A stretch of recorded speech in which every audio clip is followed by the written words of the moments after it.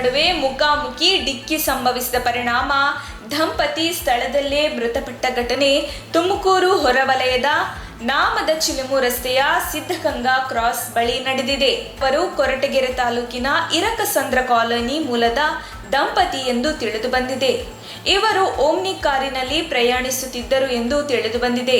ಬಜರಂಗ ದಳದ ಜಿಲ್ಲಾ ಸಂಚಾಲಕ ಮಂಜು ಭಾರ್ಗವ್ ಅವರಿಗೆ ಸೇರಿದ ಕಾರು ಹಾಗೂ ಓಮ್ನಿ ಕಾರಿನ ನಡುವೆ ಅಪಘಾತ ಸಂಭವಿಸಿದ್ದು, ಮಂಜು ಭಾರ್ಗವ್ ಅವರಿಗೂ ತೀವ್ರವಾಗಿ ಗಾಯವಾಗಿದ್ದು ಅವರನ್ನು ಬೆಂಗಳೂರಿನ ನಿಮಾನ್ಸ್ ಆಸ್ಪತ್ರೆಗೆ ರವಾನಿಸಲಾಗಿದೆ ಎಂದು ತಿಳಿದು ಬಂದಿದೆ.